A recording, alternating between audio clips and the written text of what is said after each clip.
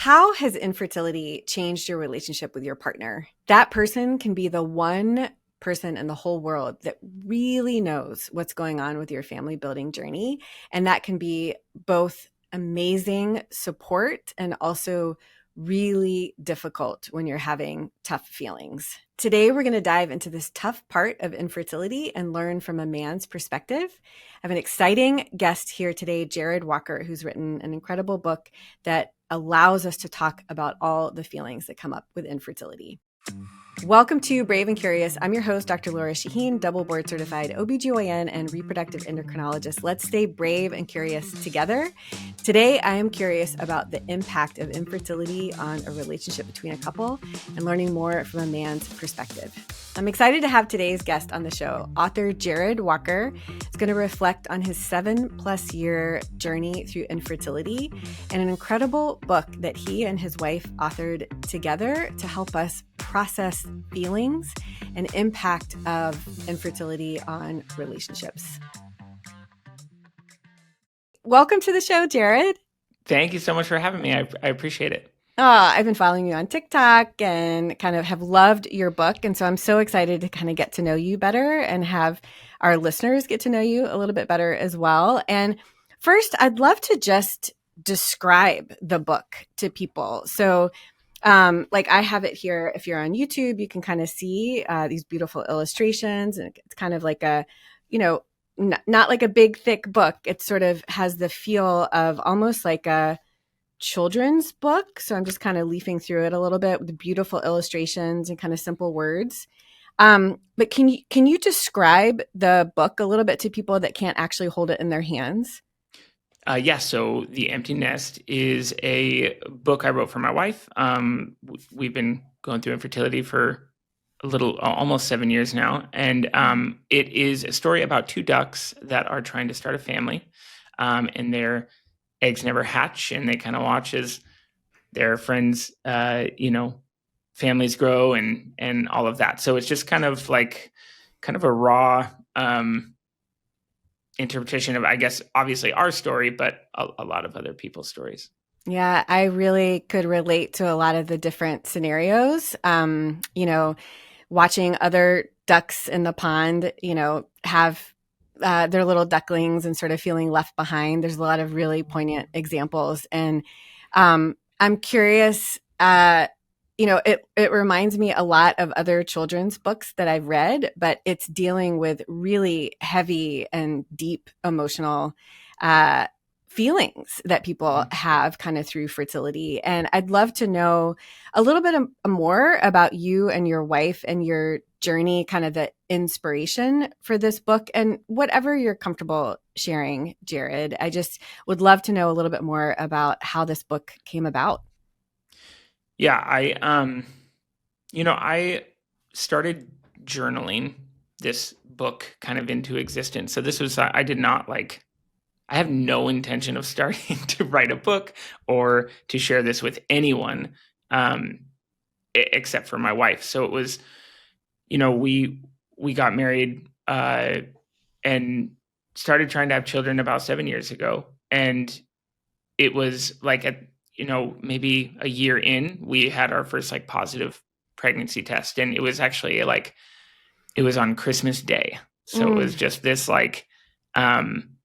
just total excitement, and we're going, to our Christmas celebrations with our families that day. And it just kind of felt like, I don't know, we had this little secret that it was just this special kind of thing. We were just so excited. And that ended in a loss pretty early.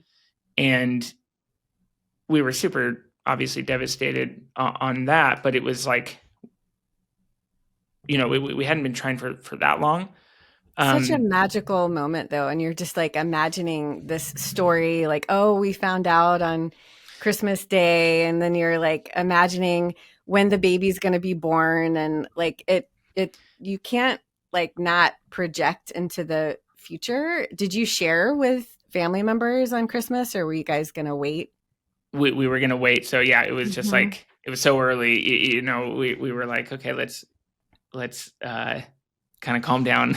We'll Yeah, like it's keep okay. this between us. But yeah, I mean, exactly what you said. You can't not like start planning, we're buying little baby clothes. Mhm. We're just doing all the things. And it was, a lot of our community, our friends and family are our age are also all having kids. So it's like, oh, okay, we've got cousins, we've got, the whole, all the thoughts that you have. So, um, but we didn't really have any thoughts that like something might be wrong. Mhm. But since then, just absolutely nothing.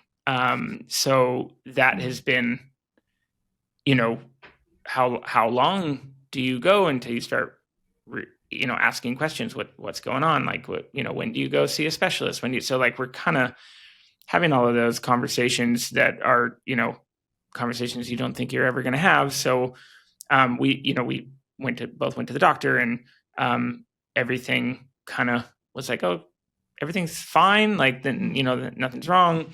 Um, The dreaded unexplained infertility. You're like, I know you can't absolutely. find an answer, but it's still not happening. So something is there. Oh, it's so hard not to have that answer. Yeah, that was really tough because, especially, we're like, okay, well, what do we got to do, right? Like, what are the Mhm. things? So there was like, oh well, your counts could be better, Jared. Like, so I stopped drinking. I stopped, I like just started doing lifestyle changes. Okay, we'll eat healthier, we'll exercise more, so we're doing all the things. But again, it's like there's nothing to point to.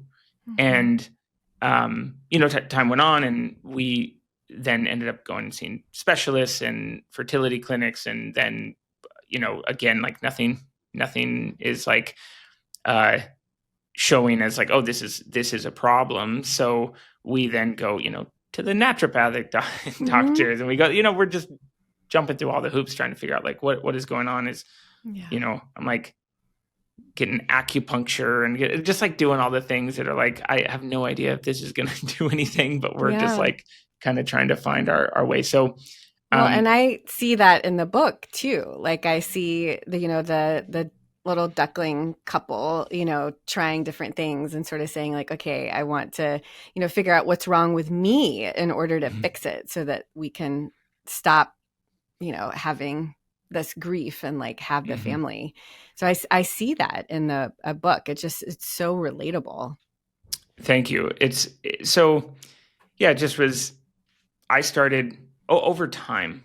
I'm realizing, and my wife and I are both realizing, like we're not on the same page. We don't know how to have these really hard conversations.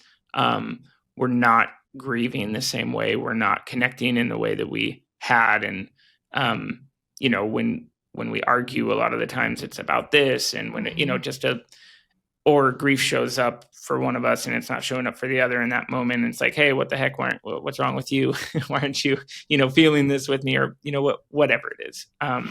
But just a lot of the things that, again, conversations that we just didn't think that we would be having. So I started writing, and I don't know why, but it was always just like little ducks going on. Yeah. Like that was just kind of like I'm, started writing little things that would happen. So like one of the pages is like the friend's birthday, the nieces and nephews' first birthday party. Like Right. you go to that and you're just kind of like, okay, like I love these people. I love my nieces and nephews, but like now I'm carrying this other emotion here that I hadn't before. Now I'm like, this is painful for me at the same time. Yes. And like, what do you do with that? So there was a lot of just like random concepts that kind of came in, like this situation, people saying, oh, well, have you tried this? Have you tried this? Have you tried this? And I'm like, well, we've been going through it for 5 years. Surprisingly, we have thought of that. Yes. Oh Um, my gosh. All of the advice that comes at you when you share. People think they're helping, like they want to mhm. help, but it can really sting. Yeah. And so that was all of these kind of concepts, just journaling. And then I kind of organized it. And my wife had asked me to write her something for her birthday one year. And I'm not I'm not a writer, but I Yeah. have, I was going to ask, like, do you write essays or short stories or like? no, not even close. I mean, Oh. I have, written poems and stuff for my Mhm. wife. Like that's it. Okay. Okay. And I was like, okay, well, I've actually been like kind of working on something. So I read it to her on her birthday, and it was just, just sobbing together for Oh. hours and hours, and trying to get through this, because she definitely wasn't expecting that, and uh, Hmm. just kind of said, hey, this is what I'm feeling, but this is also like I'm watching you, who I love more than anything, that is like going through this, and you can kind of tell like it is kind of through her perspective a lot of the book, and it was just really healing for us. It was really like we had it just kind of reconnected us in a way that we were like felt like we were missing each other a lot through those years, and kind of brought us together. So that's kind of, I'm rambling, but like that is the No, you aren't kind of rambling. This origin is of it. from the heart. And you mentioned something like sometimes, the if you have a partner going through this process, that person knows this better than anyone on the planet, better than your feelings, like as far as even your doctor or like your family members or your best friend. Like the partner really knows, what's going on. And that can be a source of comfort. And it can also be a source of conflict because that's Mhm. also the person that you feel the most comfortable with, like sharing your, Mhm. negative feelings too. And you talked about how sometimes you were just in different places, like you were grieving this way or she was grieving that way. And I just, what you described, like just reading this sort of poem or story to her, allowed you, like it showed her that you really saw what she was going through. It's like you guys came together. I don't know if I'm putting words into your mouth, but that's just what I heard, and it sounds pretty amazing.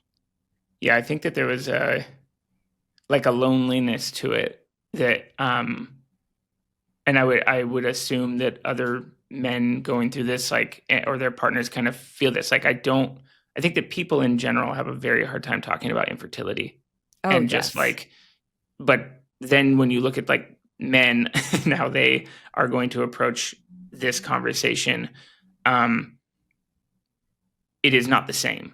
And at least in my experience, it has been very different, very difficult to talk about. And then, um, so I think that just even her seeing my emotions come out in a way that she hadn't before was something that like helped her. And Yeah. I think that I had a really hard time bringing it up out of the blue. Like, hey, whatever. I saw a little kid picking out a toy at the grocery store, and I thought, well, I'm sad now, or whatever it is. Like, I'm not just volunteering that information to her on a daily basis, but like she is doing that with me. It's Mm-hmm. like she's thinking about it all the time, and I think I realized that it is incredibly healing for her and helpful when I just express those feelings more often. Like if there's ever a question of like, oh, should I share this, good or bad? Mm-hmm. Just the idea of like, this is in my mind and Mm-hmm. you're not alone in it, I think is like something that the book like brought out in us, I think. Yeah. How did you move from something that was really written for your wife and kind of helped you guys process feelings to realizing you wanted to share this with the fertility community and the world, like in the form of an actual book that is printed and that we can all read? How did that come about? That was not the intention. I definitely I wrote it for my wife and I wrote it for us, and it was just kind of like this is our special thing. Um, then we had another couple that we knew about that were really going through. They just went through like a pregnancy loss, and it was really devastating. And we shared it with them, Hmm. and the feedback was really good. It was really positive, and then we shared it with another couple, and it just kind of like built from there. My wife was very encouraging the whole time of like, hey, I do think that this would really connect with people. So I kind of, entertained the idea, and over time sharing it with more and more. What I did is I think I made a list of like 30 people, and I sent the book. I just sent like the little manuscript that I had to them and just said, hey, what do you think? And it was really positive. And then that was kind of when we started moving forward. We, found an illustrator. I kind of started editing it a little bit more, and that's how it kind of came to be. But it was definitely I didn't want to, I don't know. I'm like, I don't want to be the infertility guy. Like, I didn't want that to, it was just like a very, interesting thing of like, do I want to be this vulnerable? Do we want to be this vulnerable? Do we want to put this out there? Like, people obviously know that we're going through something, but do I want to open that up? And then I think that the other, does this just open up people thinking that it's okay to bring this up any old time because, well, hey, you wrote a book on it. Like, obviously I'm willing to share. So like, we had a couple tough conversations about like, do we want to do this? Obviously we decided to share it. But that was kind of that process of just like trying to figure out what do we want from this? Yeah. I honestly hadn't thought about that before as a thing to make you pause. Like, I think about all the pros, like, oh my gosh, sharing and helping people feel less vulnerable. And it's something that they can share with their friends and their family. And, but yeah, you are right. Like, if you open yourself up to it, like, what are you opening yourself up to? And like, when it's something that you're just holding between, your close friends or your partner, you can talk about it when you want to, but if you open it up to a bigger community, then people are just going to be able to ask you when they see you at the grocery store. I hadn't thought about that before, but that is something to be thoughtful about. Yeah, it was, again, because I think people have a hard time talking about it. And when you have, maybe family members or friends that maybe you haven't talked about it, then all of a sudden, like, if you want anybody to see this book, you have to promote it. So you're talking about it on social media or whatever. And it's like, oh, now it just kind of opens that door.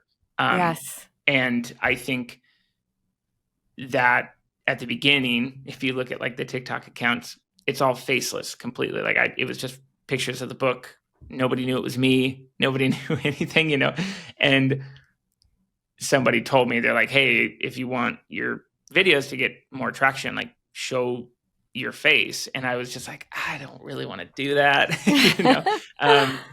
But I made the first video that I made had almost got like 1 million views that I finally like turned the camera on. But that was, I think, another step in it. It's like, okay, my name's on it. Yeah. Maybe my family and friends know a little bit, but now there's no doubt, so it was just a little bit, it wasn't like we just jumped right into it. It was very much a, like, let's take little baby steps into how we want to, like, how much we want to just open up about it. We're going to get back to talking to Jared a little bit more in just a second. I wanted to pause and thank you for being here. This show could not be here without you, and I'm hoping you can take just a moment to follow the show wherever you are listening. And if you have just one more minute, a 5-star review with a little bit of information, comment what you find valuable about the show really helps others find it, and it's your way to support this show. Thank you so much for being here.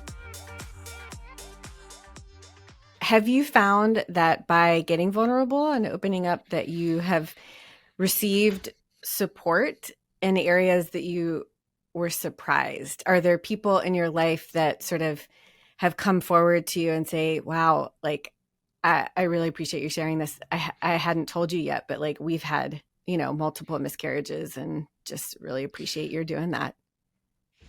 Yeah. I mean, the response has been, and it's like, this is not some bestseller, right? Like, this is a pretty niche, Jared. Yeah, that's right. But it is like, for the people that have read it and have purchased it, the feedback has been very good and very much like, just exactly what we wanted out of it, because that was the thing, is like, why are we putting this out there? Because we really, really struggled through this and are currently struggling through this. And there is nothing, at least at the time and the research that I had done, we've bought all the books, Wish, or, I hoped for you, or like there's all of these different children's books in that same like genre, I guess. But at the end, it's always like, and then the little baby comes. And that's like, that is not it for us. So we wanted to put that perspective out. And then it was like, we want people to be able to feel the emotion together. We want couples to be able to feel that together. And that's been the response that we've gotten, is like, hey, my husband and I just read this. It's the first time that we've like openly cried about this together. Hey, I just dropped this off at my in-laws' house. They read it. They called me. They apologized and aren't going to ask me dumb questions anymore. Whatever it may be. So it's been positive. And then, from like our own community, I definitely have had a lot more conversations around like, hey, we've had this struggle as well, or just, I had no idea.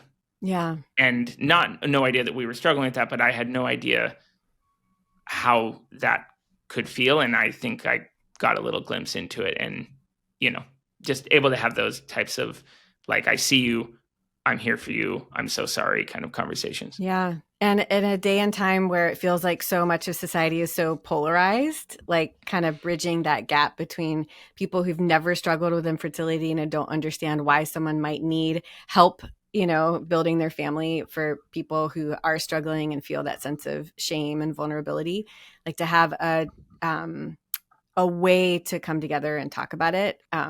I was going to ask, who did you write this for? People who are having infertility, miscarriages themselves, or also to share with friends and family. And I think you just answered that question. Like, anybody can learn from this. Yeah, it's funny because I had a couple conversations with like some editors and like publishers, and it was very much like, who is this for? This isn't a kid's book, which is why it's self-published, but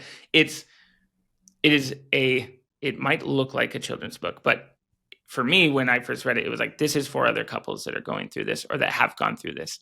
Then it opened up, a new audience of, I would like my community to understand this, or I know of someone going through this and I want to understand it a little bit more. So I think it's like kind of educational in that way. Just gives people like a little bit of a view in. And then I think even a smaller audience is kids of certain age. So like, we read it to our nieces and nephews. Like, our niece is 8 and she's, people start to ask, hey, like, well, when are you going to have it? When am I going to have little cousins? And it's like, well, how do you have that conversation with kids? So I think that there's kind of 3 audiences, but obviously the main one is couples going through it. Yeah. Well, I think that the publishers are wrong, that they should have jumped all over this. And I love that you're self-publishing. I too have self-published books as a way to just control the narrative and be able to give it to my patients when I wanted to. And I too have written children's books about really difficult topics, and including miscarriage. And I think the genre is a beautiful way of talking about really difficult topics and vulnerable topics that you don't need, a textbook with like gobs and gobs of information. Like, I was going to read an example. It's just, the little ducklings go to, like you said, the niece's birthday party. And the female duck is listening, and the other duck women, I feel like female ducks are saying, when they did talk to her at the party, they asked her when her egg would hatch. And the quote is, "Don't you want to have little ducklings of your own?" And she didn't know what to say. She was embarrassed. She felt the current of their lives pushing her away. Wow. I mean, because that gets back to the theme of being like on a pond and life passing you by. And like, um, you kind of go through stages with people. It's like might graduate from school, and then you all get engaged, and then they get married, and then everybody has their first kid and their second kid. And for the people who are struggling and don't have any kids yet, you feel like, time is passing you by. And then the morning swims in the pond continued, but she was no longer a part of them. So here comes the isolation. She watched from the shore as the mothers and their ducklings passed by. She had never felt more alone and wondered if the water remembered her presence at all. Wow. I mean, that in, one page with like a beautiful little simple illustration just pulled together so much of my personal experience with fertility and feeling kind of left behind. And I think that the genre is really perfect for it. And you're right that a lot of the children's books that are out there about fertility or gestational surrogacy or donor sperm or things like that are very much geared towards the kids of, IVF or fertility struggles. And it very much ends. And then there was you, like this, and I'm trying to explain to you. So yes, your book is very unique, and therefore more universal, quite honestly. And I applaud you for it. Thank you. It's, you know, those,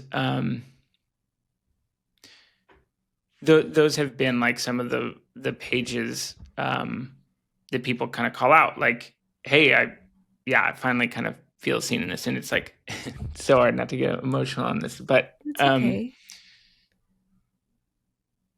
I think that when you have that, with your partner and you're watching like others' lives move on in a way that yours is not. Yep. It just leaves you feeling left behind. And it's not anyone's fault. Yeah. And that's like, for us, it's like, okay, all the moms are going to the zoo, we're not, my wife isn't getting that invite. Right. Yes. And it's like, so there's this whole community that is moving forward in this way. And like, we're not a part of that. And I think that for us, especially coming from like a very strong community of people that we feel very close to, has completely wrecked us in a way that is like, how do we do this? And then if this doesn't happen, what does life look like? And what are we even planning for? So, there's that. And I there's a page that is near the end. It just talks about over time, a space grew between them. And like, it's a tough, it's something that we and a lot of couples have just had to deal with, that again are conversations that like you almost start to get, frustrated and resentful that other people that they don't have to have these conversations. They don't have to.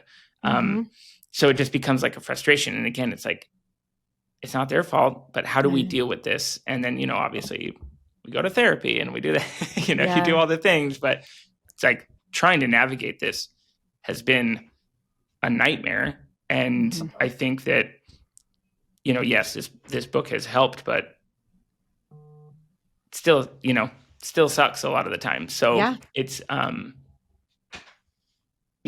appreciate you reading that. And I think that, those are the kind of moments in the book that I think might creep up on people. I don't think that people are ready for the book. I've had to tell a few people like, hey, don't read this on the train, right.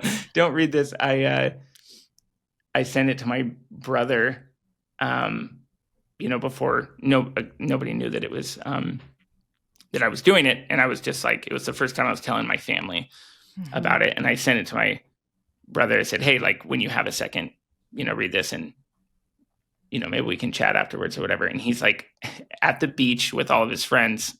He's read it and is just like, what are you doing to me, man? Like, no warning. So I think that, it can get heavy and emotional. Yeah. And I also felt that, it takes several kind of reads, where, you can just kind of go through the story the first time or go through the pictures the first time. But it's like after you read it again and again, I think it just has more and more meaning kind of each time. And, I did see you on TikTok. That is how I found that. And that's, I think, one of the best ways right now to find the book and order it.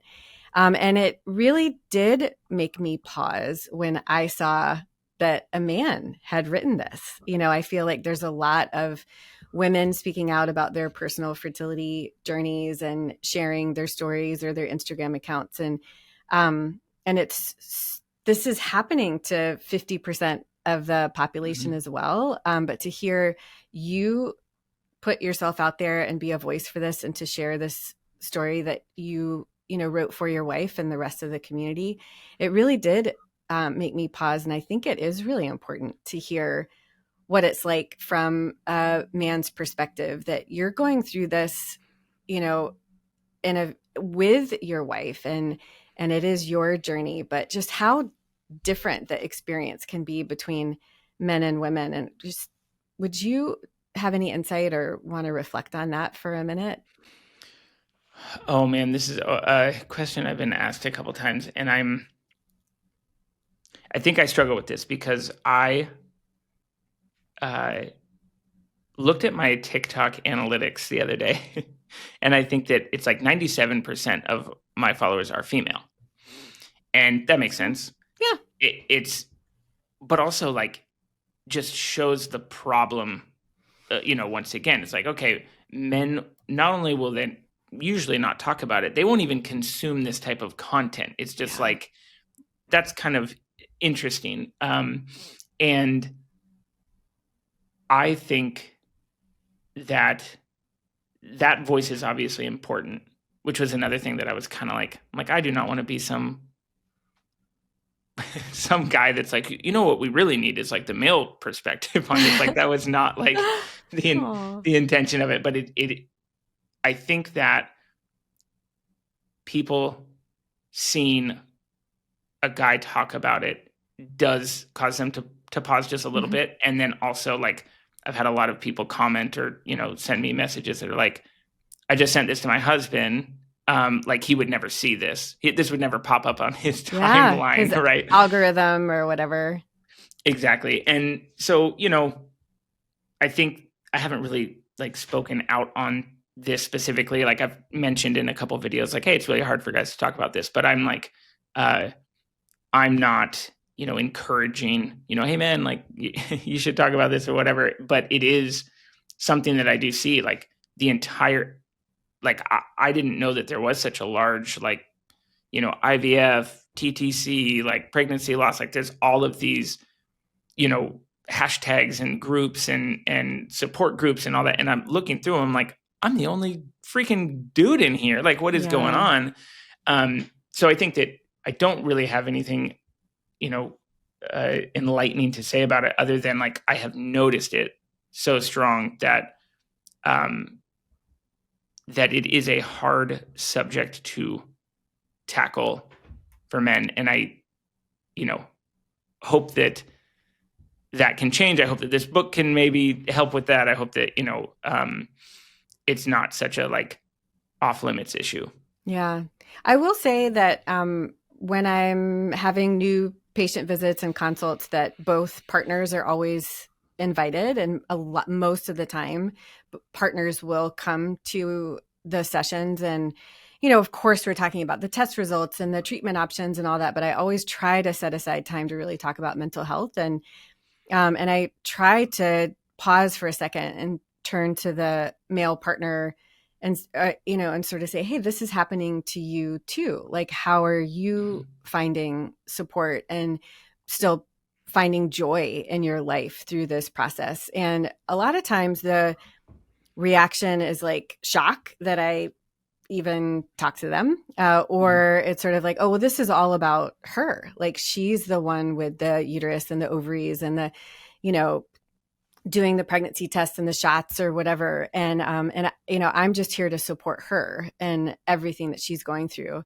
And I think that's a really, noble, really, caring, incredible viewpoint. But I try to point out that this is happening to their lives too. And that I really do hope that men are finding support in therapy, or like for you for writing. And that doesn't mean that they're taking away their support of their partner at all, but just in general, I don't mean to be cliche or to wrap everyone up in some sort of like assumption, but I find in men a little bit more anger in the process and a little bit more just like compartmentalization. Like, okay, Mm-hmm. I'm going to think about this or talk about it when I have to, but otherwise I am not going to dwell on this. I'm going to focus on other aspects of life. And I I don't have an answer, but I feel like there is a void in society and supporting men through this process, because the assumption is it's all female focused, and that's just not true.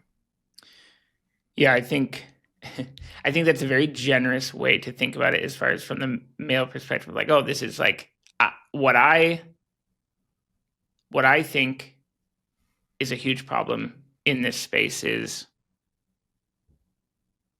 it's her thing.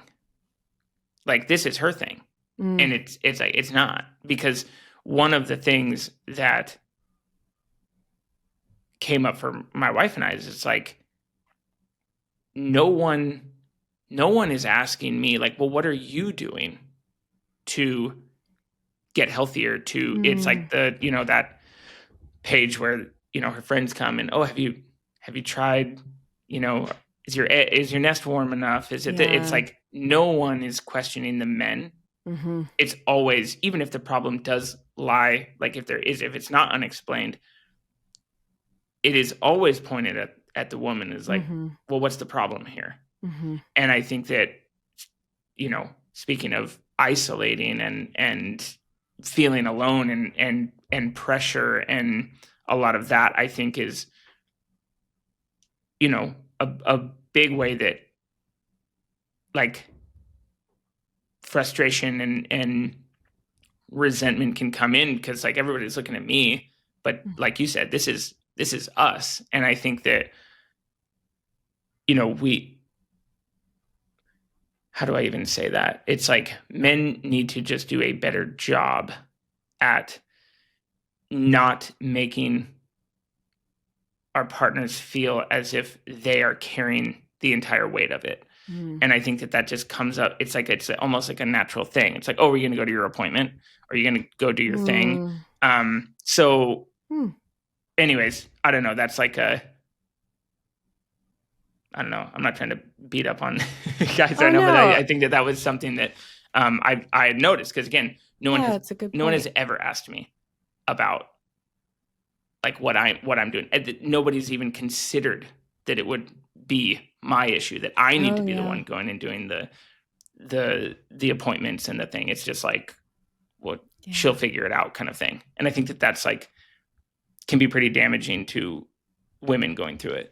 Yeah, absolutely. And that can be a divide in the relationship too. And it is interesting because I feel like, at least in research or in the field, or, um, people are finally talking about lifestyle optimization for men and sperm, and that they're 50% of the, equation. But yet that's in like my world of like medicine. But in, society, it's still very much like you said, this is her fault, this is her thing. And um you know I can personally say, when I was going through infertility as a fertility doctor, I Mm, very much was like, oh honey, I got this, like I'll go to the appointments, you don't have to worry about anything, like this is my thing, right? Because this is my field. mm, And I tried to sort of and I don't know if other women are doing this too, but I tried to sort of shelter him from it or just like take this on as like my role because this is my field. And I also felt a lot of shame because I'm like, well, it's got to be my fault. Like this, I'm a fertility doctor. I should know how this works, right?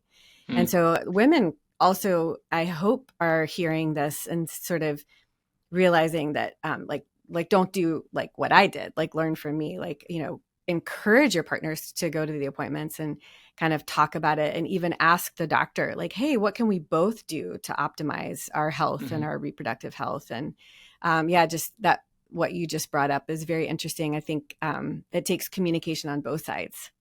Yeah, absolutely. I do. Well, Jared, this is an incredible book. It's a conversation starter for sure.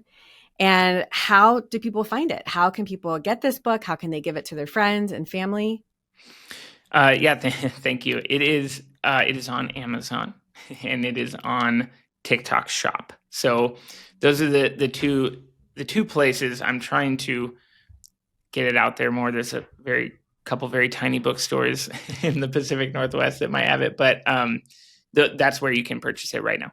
Okay, that's great. Are you in the Pacific Northwest? Yeah. Where are you? I grew up in Portland. And I am now in Vancouver, Washington. I'm in Seattle. Okay. Yeah, I love that we found each other on TikTok, and yet we are, almost neighbors. That is fantastic. Just a couple hours away. It's so funny. I grew up in Portland. I never tell people I'm from Vancouver because every time I say I'm from Vancouver, people think I live in Canada. Exactly. So, but Vancouver, I do. Washington. I know what you're talking about. That's fantastic. Okay. And so the book is The Empty Nest by Jared Walker, and we can find it on Amazon and TikTok Shop. What's your TikTok handle? It is just The Empty Nest Book. Love it. Jared? And that's the same. There's a website, theemptynestbook.com. It really just links to like the Amazon, but there actually is a hardcover version that you can get. It's like print on demand. That's also on the website as well. Oh, that's great. Okay. Thank you. Wonderful. Oh, Jared, thank you so much for being here today.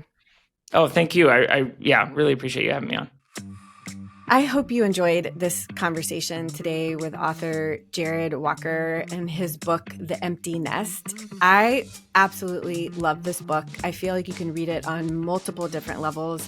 And I feel like many people can benefit from reading it, not only couples or people that are going through infertility, but also their loved ones. So sharing it with family, sharing it with friends to help start a conversation about really vulnerable and difficult topics can really help bring people together. Thank you so much for being here. If you want to learn more and connect, be sure and follow the link in the description below to get my newsletter, to get up-to-date topics on fertility, recommendations that I have. You can follow the show and see the interview and the video on my YouTube channel, Dr. Lora Shahine, and you can find all episodes at drlorashahine.com. Thank you to my team at Audiotocracy for another incredible show. This is your host, Dr. Lora Shahine, and until next week, stay brave and curious.